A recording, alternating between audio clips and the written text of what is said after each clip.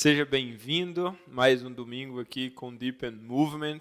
É um prazer estar com você para adorar o Senhor juntos, glorificar o seu nome, mas também para ouvir a voz do Senhor ministrar os nossos corações durante esse tempo. Eu espero que você já esteja sendo ministrado desde o começo dessa celebração, por meio do louvor, por meio da oração, mas agora por meio da meditação na palavra. Que o Senhor possa fazer em você o que eu não posso fazer. Que eu seja apenas um mensageiro de Deus para ministrar ao seu coração. Aqui como igreja estamos celebrando a nossa vida, estamos vivendo para o Senhor. Na semana passada nós tivemos o nosso encontro presencial aqui em Oklahoma. O culto foi uma bênção, um mover sobrenatural lindo do Espírito Santo agindo no nosso meio. A presença simplesmente óbvia, e eu creio que a presença de Deus também tem sido óbvia nesses cultos online também, porque não é a distância que vai parar o mover do Senhor, não é pandemia, não é nada disso. Eu creio que o Espírito Santo, nesse momento, esteja agindo na sua casa, ou seja, lá onde você está assistindo este culto nessa noite. E essa é a minha oração, um mover do Espírito Santo, que Ele fale com você de forma pessoal, que você venha sentir a presença dEle, que você venha ser impactado pela glória dEle. Então eu quero te convidar a abrir a sua Bíblia em 2 Samuel, no capítulo 11, nós vamos meditar nessa palavra. Hoje eu volto para dar continuação à série de mensagens, Uma Vida que Agrada a Deus, que tem sido uma série de mensagens baseadas na vida de Davi, aquele que foi conhecido como um homem segundo o coração de Deus. E como eu tenho ministrado, uma pergunta bem frequente é: como que faz para agradar a Deus? A Bíblia deixa bem clara, a Bíblia dá direcionamentos. E com a vida de Davi nós aprendemos isso, porque ele foi conhecido como um homem que agradou a Deus. Mas a mensagem de hoje tem como título Lidando com o Pecado. Lidando com o pecado.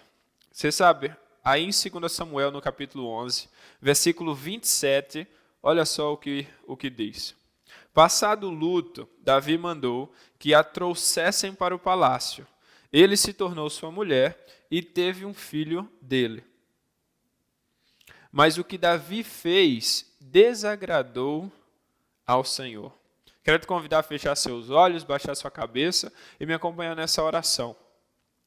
Pai, muito obrigado pela oportunidade de estarmos aqui, reunidos em Teu nome, para ouvir a Tua palavra. E o nosso pedido, Pai, aqui é o mesmo.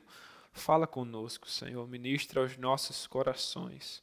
Que o Teu Espírito Santo venha agitar dentro de nós, venha mudar as coisas de lugar, venha trazer confronto por meio da Tua palavra santa, venha confrontar cada pecado, venha nos ensinar, venha gerar transformação em nós, que nós possamos nos tornar mais parecidos com Jesus. Então, fala conosco, é por Tua voz e a Tua presença que ansiamos, é no nome de Jesus que nós oramos. Amém e amém. Amém. Então essa passagem faz uma declaração muito interessante. Davi desagradou ao Senhor. Talvez você esteja se perguntando, como assim? Um homem segundo o coração de Deus que desagradou ao Senhor. Você sabe, um erro muito comum que costumamos cometer é de achar que para agradar a Deus nós precisamos ter uma vida perfeita, que a gente nunca vai errar, que nós nunca vamos falhar. Mas a Bíblia deixa muito claro, nós somos pecadores, nós temos uma natureza pecaminosa. Então até o dia de nossa morte, ou até a vinda gloriosa do nosso Senhor Jesus, nós vamos falhar, nós vamos cometer erros. E nós vimos isso na vida de Davi. Davi cometeu erro. E nem por isso Deus passou a mão em sua cabeça. Mas nós precisamos aprender com isso. Porque tem algo que precisa ficar claro. Um homem ou uma mulher que tem uma vida que agrada a Deus não é um homem ou uma mulher perfeita. Mas a forma de lidar com o pecado é diferente. Deixa eu explicar algo. A pessoa que tem uma vida e que busca agradar a Deus, primeiro, ela não se acomoda ao pecado. O pecado não é algo aceitável para si, ela não se entra no conforto do pecado, ela não está ok com o pecado, porque ela entende que o pecado custa o meu relacionamento com Deus. O pecado gera separação, distanciamento. E é por causa do pecado que Jesus precisou morrer na cruz. Então, se eu estou ok em continuar pecando e tudo bem, cometer os mesmos erros e desagradar a Deus, é porque eu não estou nem aí com o sacrifício que Jesus fez, ou eu não estou nem aí para agradar ao Senhor. Então, a pessoa que agrada a Deus, ela vê o pecado de forma diferente.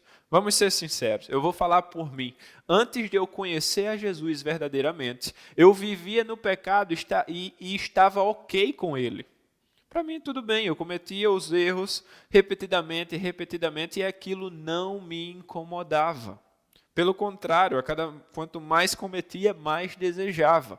Mas a partir do momento em que eu conhecia o Senhor, o pecado já não estava mais encaixando comigo. Me trazia incômodo, passou a me trazer tristeza, uma angústia, um negócio dentro de mim que eu não sabia explicar, mas hoje eu entendo. É o Espírito Santo incomodando em tudo aquilo que não tem a ver com a santidade.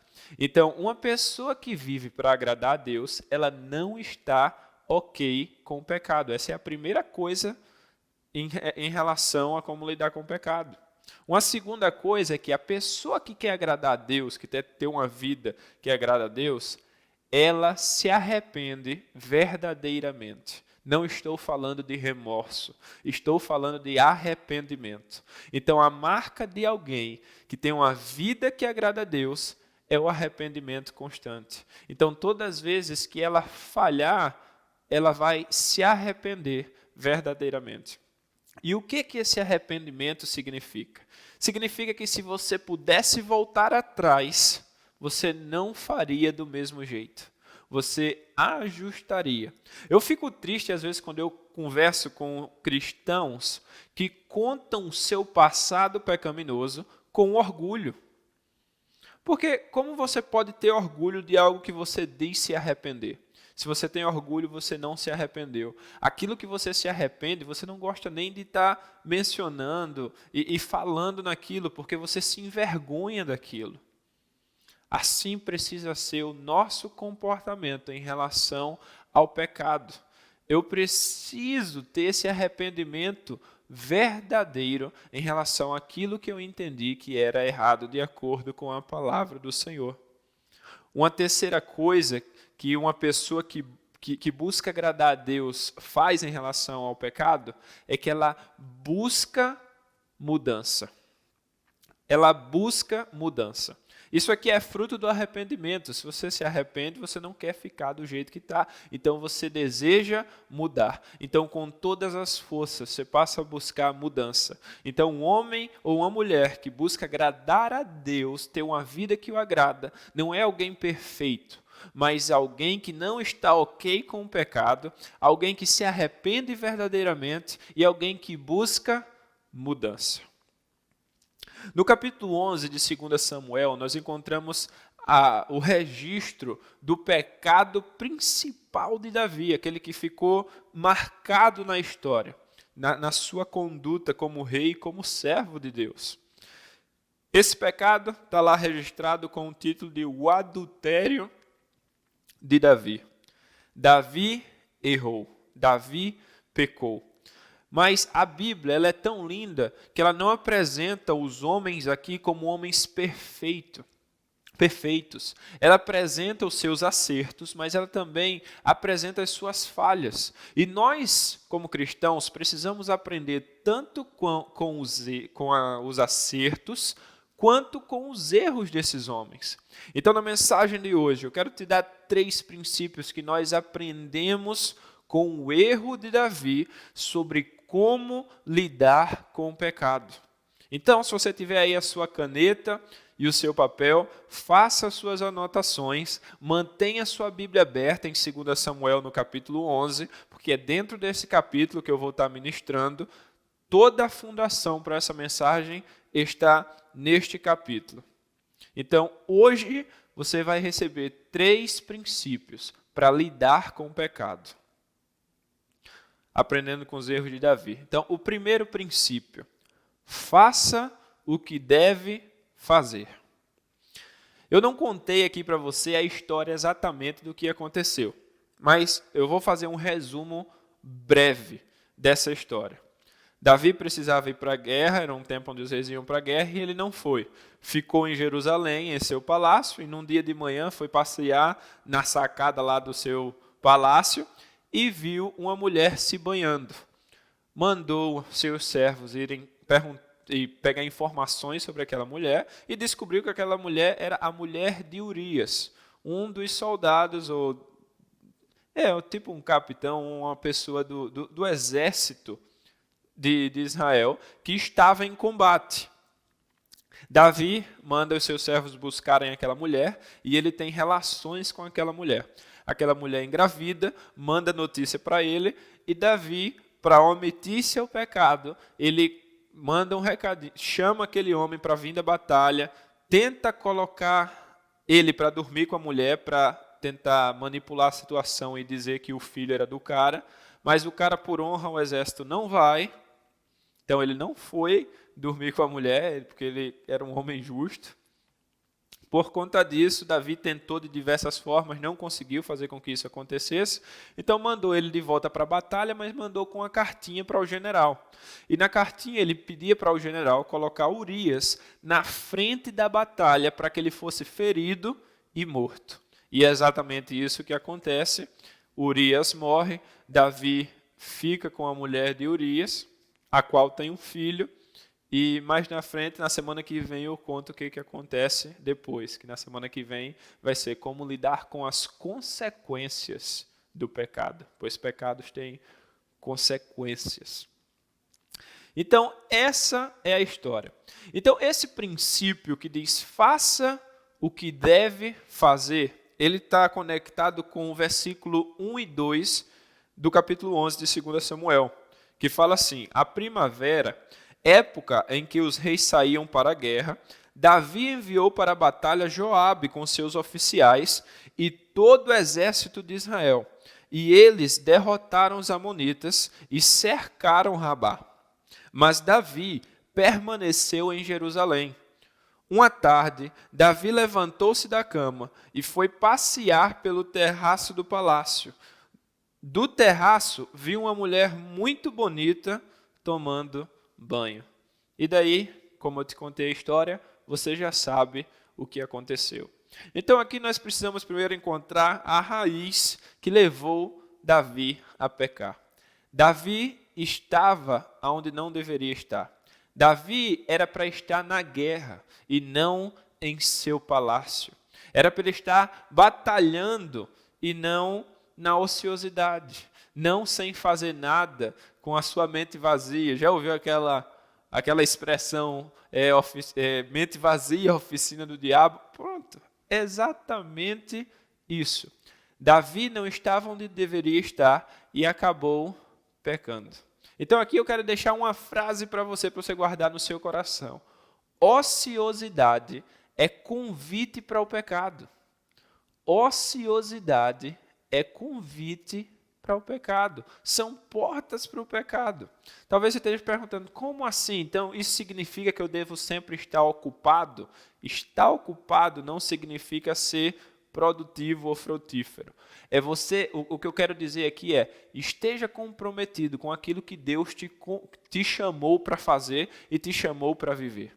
Tem muita gente que está aí e simplesmente não está aceitando o convite de Deus, não está envolvido com a missão que Deus te chamou, não está se comprometendo em fazer discípulos, em anunciar o Evangelho, em servir ao Senhor, em viver em comunhão. Então, por você não estar comprometido, não estar fazendo o que Deus te chamou para fazer, você vai estar sempre abrindo portas, criando oportunidades para pecar. Então, a ociosidade é um portão escancarado para o pecado. Então, o que eu quero te dizer aqui é, não seja um crente ocioso. Não seja um crente ocioso. Talvez você esteja dizendo assim, Caio, eu não sou ocioso, eu estou muito ocupado sempre trabalhando. Gente, às vezes você está ocupado com tudo, menos com as coisas de Deus. Isso significa que você não que você seja uma pessoa ociosa, mas um cristão ocioso.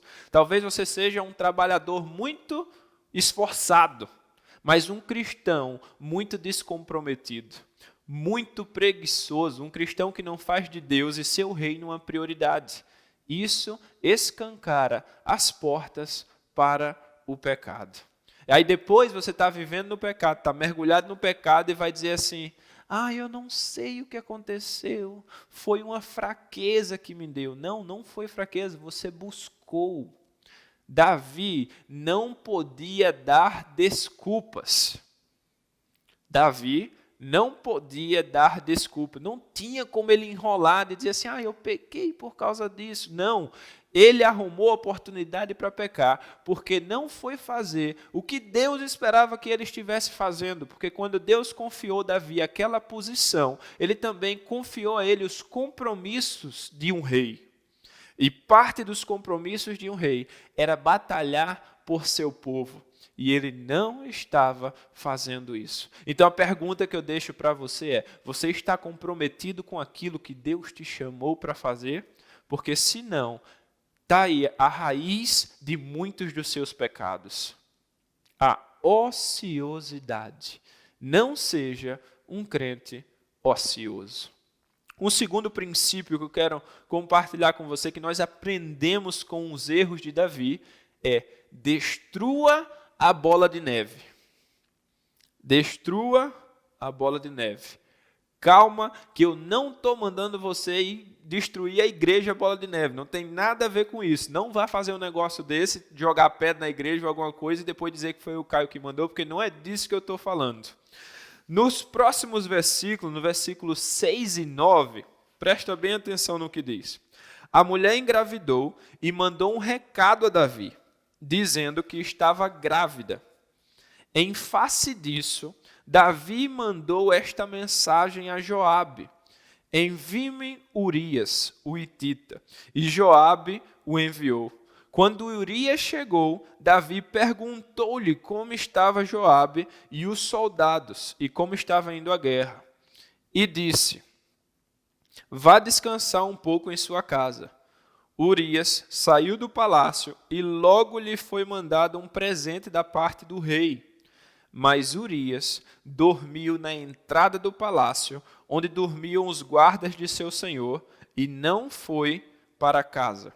Mais na frente nós encontramos Davi, mais uma vez tentando embebedar Urias, para tentar enviar ele para casa, e Urias não ia de jeito nenhum. E a declaração de Urias era: como posso eu dormir em minha casa, enquanto os soldados e os generais estão na guerra? Isso não é justo. Então eu não irei para minha casa, eu não irei deitar com minha mulher, eu não irei descansar enquanto aqueles soldados estão lá. Então, você sabe o que Davi se deparou aqui? Com um homem de caráter, um homem que tinha um compromisso que ele não estava tendo. Cara, que confronto. Mas olha só o que levou ainda. No versículo 14 e 15, de manhã, Davi enviou uma carta a Joabe por meio de Urias. Nela escreveu: ponha Urias na linha de frente e deixe-o onde o combate estiver mais violento, para que seja ferido e morra. Uau, que triste, que situação, que atitude de Davi. Aquele que é conhecido como homem segundo o coração de Deus, está manipulando para manter o seu pecado oculto. Davi primeiro começa manipulando, tentando fazer com que Urias dormisse com Betseba para que achasse que o filho era dele. Isso é manipulação. Por que esse princípio é destrua a bola de neve? Olha, pecado oculto é como uma bola de neve, ele sempre vai levar a outro pecado. Ele vai levando a outro pecado, a outro pecado e a outro pecado. Nenhum pecado vai parar em si. Um pecado vai levar ao outro. É por isso que nós encontramos aqui o primeiro pecado. Davi não fez o que deveria fazer. Qual foi o pecado? Esse aqui foi o primeiro pecado. Qual que é depois? Porque a Bíblia diz lá em Tiago, quando você sabe o que deve fazer e não faz, isso é pecado. Então, pecado não é só sobre não fazer o que é errado, mas é também sobre não fazer o que é certo. Então, Davi começou pecando quando não foi para a batalha. Esse pecado levou ele a dormir com a mulher de Urias. Esse pecado levou ele a tentar manipular Urias para manter o pecado oculto. Esse pecado não conseguiu resolver a situação e levou ele para mais um pecado, agora o assassinato de Urias. A vida de Urias está custeada em Davi. Davi foi responsável pela morte de Urias. Então, olha, um pecado levando ao outro, um pecado levando ao outro. Sabe o que eu quero te dizer? Para de achar que é só um pecadinho, porque um pecado está levando ao outro, e você está simplesmente mergulhando cada vez mais fundo no pecado, numa vida que só traz destruição e morte, pois a Bíblia declara e deixa bem claro que o salário do pecado é a morte.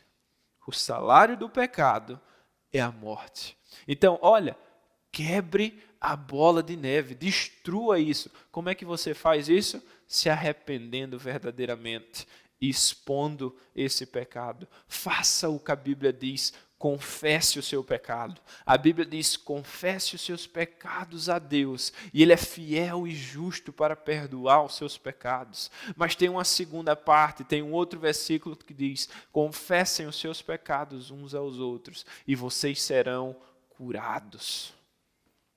Você só terá cura quando você decidir tirar o seu pecado, fazer com que ele deixe de ser oculto. Você sabe por quê? Enquanto o seu pecado está oculto, Satanás tem poder sobre você. Enquanto o seu pecado está oculto, Satanás tem poder sobre você. É por isso que ele vai te levando a mais outro, e a mais outro, e a mais outro. Quer quebrar essa corrente, quer quebrar essa manipulação de Satanás sobre a sua vida? Se arrependa, confesse e ajuste. Destrua essa bola de neve. Sai desse ciclo, porque esse ciclo simplesmente vai te matar. Ele vai te destruir. Às vezes você está pensando assim, nossa, não, eu não preciso confessar, eu não preciso expor, foi a última vez que eu cometi e eu vou parar. Não é assim. Não é assim. Quantas pessoas já traiu o marido ou a esposa e para esconder aquilo ali, chegou até o ponto de achar que se arrependeu, disse assim, eu não vou mais cometer, eu não vou, e decidiu que não ia mais cometer, mas agora continua com outros pecados, os seus olhos ainda estão com dificuldade, continua mentindo para poder omitir aquele pecado, e não ajusta o negócio, e você vai se tornando cada vez escravo mais e mais, e você não consegue se conectar ao Senhor, não consegue mais sentir a presença do Senhor, não consegue ajustar, porque você está preso àquilo um pecado que está te acorrentando. Então, olha, decida destruir essa bola de neve de vez, para que você possa se levantar e viver a sua vida do jeito que Deus te chamou para viver.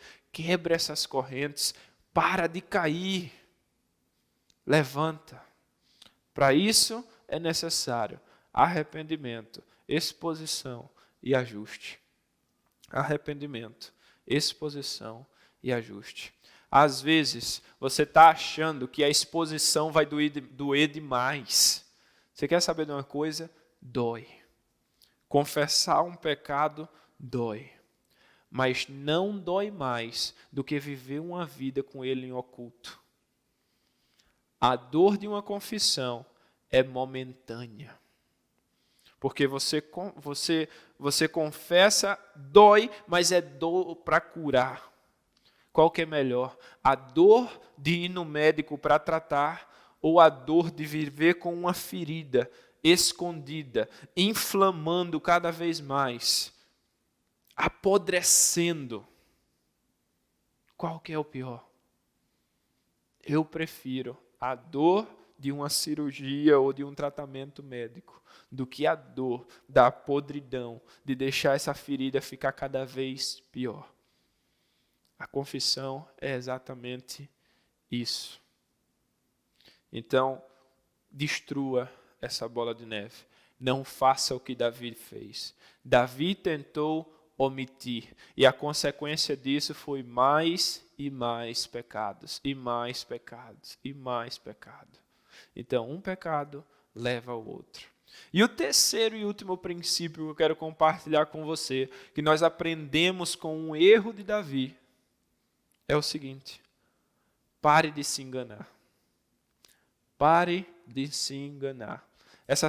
Esse princípio soa até engraçado, porque eu cresci, as meninas na escola, na minha adolescência, falavam muito isso. Pare de se enganar, pare de se enganar, pare de se enganar. Pra ser sincero, não sei nem o que significava quando elas falavam, mas aqui eu sei o que significa. Pare de se enganar, pare de mentir para você mesmo. Pare de mentir para você mesmo. Olha isso aqui. 2 Samuel 11, agora no versículo 25. Davi mandou o mensageiro dizer a Joabe: não fique preocupado com isso, pois a espada não escolhe a quem devorar. Reforce o ataque à cidade até destruí-la. E ainda insistiu com o mensageiro que encorajasse Joabe. Sabe o que acontece aqui? Joabe mandou o mensageiro para dizer a Davi que Urias tinha sido morto, e Davi dá esse migué. Mas quando a gente lê a passagem, a gente vê que Davi está mentindo não apenas para Joabe, mas ele está mentindo para si mesmo. Ele está tentando se enganar para amenizar o peso do pecado, para tentar amenizar na sua consciência o que ele havia feito. De tentar acreditar que não foi ele que matou Urias. Tentar acreditar que aquilo ali foi fruto normal de uma batalha. Acontece. A espada não escolhe a quem vai ceifar. Davi estava mentindo para si mesmo.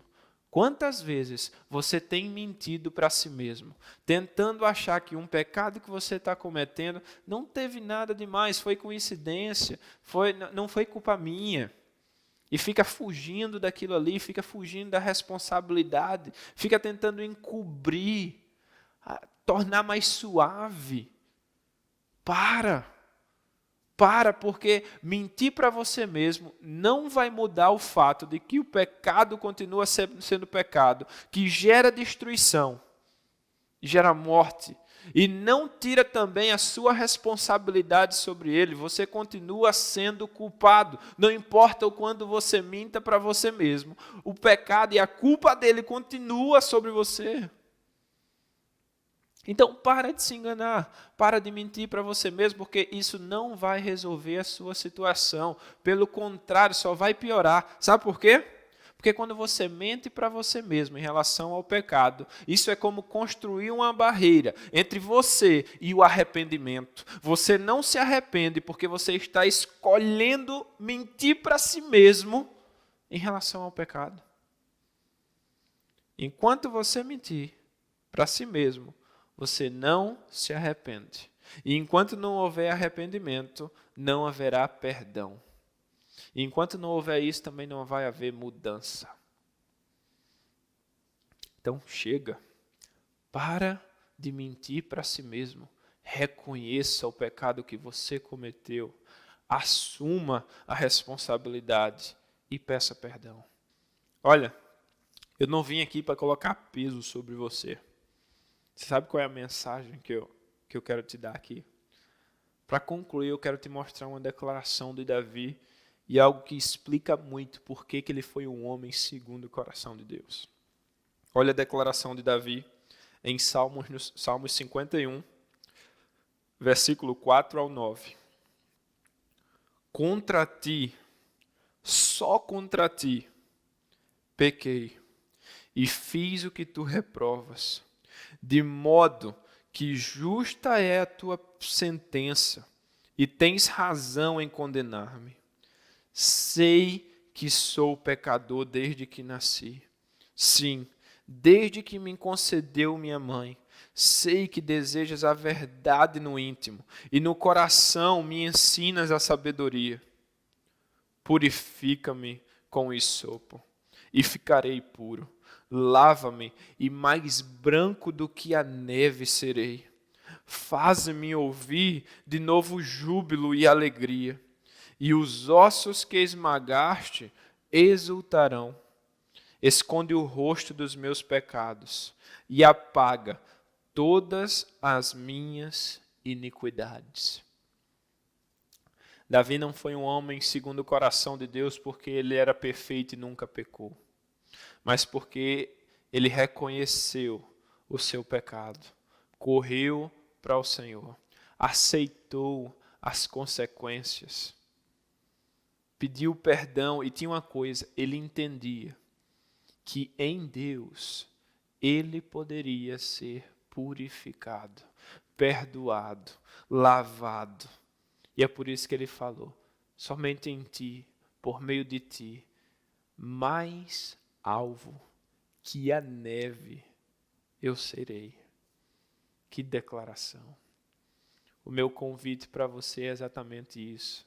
É exatamente esse. O meu desejo é que você entenda nessa noite isso aqui. Você sabe uma das coisas que o anjo falou para Maria quando foi anunciar a vinda de Jesus? Olha só, Mateus 1:21. Ela dará à luz um filho, e você deverá dar-lhe o nome de Jesus, porque ele salvará o seu povo dos seus pecados. Jesus não veio para te condenar desses pecados, mas para te salvar deles. Em Cristo, não importa qual foi o seu pecado. Aonde abundou o pecado, superabundou a graça do Senhor. O sangue de Cristo é suficiente para te lavar de toda impureza, para te tornar são, tornar santo, para te perdoar, para te livrar das garras do pecado. Então, olha, receba o que Jesus pagou para você receber. Seja livre dos seus pecados. Não há mais necessidade para viver aprisionado a eles. Então, se você nessa noite deseja reconhecer Jesus Cristo como o único meio, o único que pode perdoar os seus pecados e te conectar ao Pai, te tornar puro, eu quero te convidar a tomar essa decisão nessa noite. Manda uma mensagem agora nessa live, falando: eu aceito Jesus como meu Senhor e Salvador. Eu desejo entregar a minha vida a Ele. Faça essa declaração. Eu quero orar com você. Feche aí os seus olhos, baixe a sua cabeça. E eu quero te convidar a repetir essa oração comigo. Pai, eu admito que eu pequei, eu falhei, eu confesso os meus pecados. Eu entendo que os meus pecados têm gerado destruição e morte. Eu pequei contra ti e contra pessoas. E nesse momento eu te peço perdão. Muito obrigado por enviar teu Filho Jesus para morrer na cruz em meu lugar. Eu aceito este sacrifício e reconheço que não há outra forma de salvação a não ser por meio de ti. Vem, entra em meu coração, faz morada, muda as coisas de lugar e me dá uma vida nova. No nome de Jesus. Amém e amém. Se você fez essa oração pela primeira vez, eu creio que nesta noite você está recebendo a salvação. Você está sendo salvo. E um próximo passo que a Bíblia nos ensina a dar é o do batismo. Se você já aceitou Jesus Cristo e deseja ser batizado, declarando publicamente a sua fé, entre em contato conosco, porque nós queremos te ajudar nos próximos passos e queremos tornar isso uma realidade, queremos participar desse seu batismo, celebrar junto com você a nova vida que Jesus te dá. Uma outra coisa que eu te convido é de não viver essa vida só. Nós temos nossas células, pequenos grupos, os quais são a ferramenta abençoadora, onde nós não andamos sozinhos e você não precisa caminhar sozinho. Faça parte de um grupo, tenha pessoas, amigos, irmãos na fé, que possam orar com você, te aconselhar quando necessário, te ajudar em momentos de necessidade. Faça parte dessa família. E se você deseja fazer parte de uma célula, entre em contato conosco também. Então, mais uma vez eu quero orar com você, te enviando para esta semana. Então, fecha aí seus olhos e recebe essa oração. Que o amor de Deus o Pai, a graça salvadora de Jesus Cristo e as eternas consolações do Espírito Santo seja derramada sobre todo o povo de Deus espalhado na face da terra e sobre esta igreja, hoje e para todos sempre. É no nome de Jesus que eu envio cada um aqui para a melhor semana até aqui, uma semana de bênçãos, de milagres, uma semana de experiências, mas uma semana de serem usados por Ti para trazer os céus à terra e gerar encontros do Senhor com pessoas. É no nome de Jesus que eu os envio. Amém e amém. Que Deus abençoe a sua vida, a sua família e a sua semana. E a gente se vê na semana que vem. Um grande abraço. Se você foi abençoado por esse tempo e deseja investir no nosso ministério para que possamos abençoar e alcançar mais vidas, você pode estar ofertando e também dizimando com o QR Code que está aqui na tela. Deus abençoe a sua vida.